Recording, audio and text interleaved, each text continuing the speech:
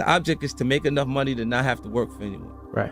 Then invest in your own business. That whole concept is what it's about. Like, I grew up under that. A lot of people follow. A lot of people are followers. Generally, if not, we'd have problems. We have too many entrepreneurs. We have too many successful people. Like, look how many people go through business classes. If everything you needed was in that actual business class, in that book, it'd be too many successful business people. Right. How many people graduate? Matter of fact, the professor wouldn't have the time to sit there and teach you. That knows this book damn near verbatim, page by page, he knows it, right? Because he'd be an entrepreneur. Yeah, he's too busy. I'm doing way too much right now because I got the palm trees and we selling so much stuff that I'm doing that I ain't quite got time to teach no other class right now because I'm winning. There's no need even to have a college degree at all, or even high school.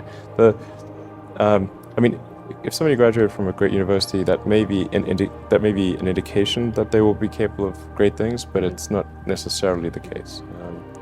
You know, if you look at, say, people like Bill Gates or Larry Ellison, Steve Jobs, these guys didn't graduate from college. Oftentimes, business education today, and I see it all the time, kids come out of college, the best colleges, Wharton and Harvard and Stanford and some of the great business schools, and they'll come out and they won't have practical experience. There's too many case studies that aren't practical. The A students work for the B students.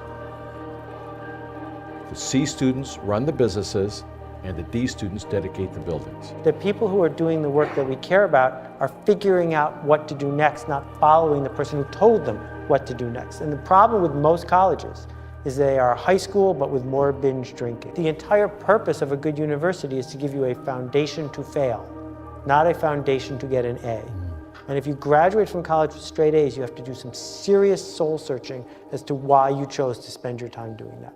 For most people, you go to school, they tell you what class to go to, what classes to take. This goes all the way through university. They do this, do this, do this, and then you go into the class and they say, learn this, and this is the information. And it's largely a memory-based, instructional-based process.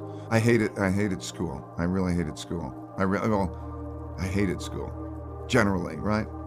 Because it was this instruction following thing. Now, I bet you it's probably also because I wasn't good at it. And some people, like I've got a great conceptual memory and a terrible rote memory. So if I have a story, I could tell you year by year kind of what happened within a story, within a context. But if I was to go into, you know, like a memory-based learning, it's terrible. I have a terrible rote memory. Terrible concept. Punishment means that you made a mistake and you're being punished. I think instead of punishment, every time somebody makes a mistake, you should say the only thing that you need to do to get out of your punishment is first think, what kind of mistake was that? So if I'm in a situation that's like that again, how would I deal with it differently, not to make that mistake? So that learning should come from the mistake. We offer a great education to everybody, and so we're going to double or triple our enrollment over the next 15 to 20 years.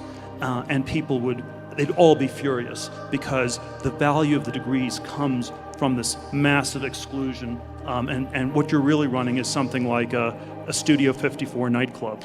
I've thought that over the last 40 or so years that a great many business schools were teaching nonsense.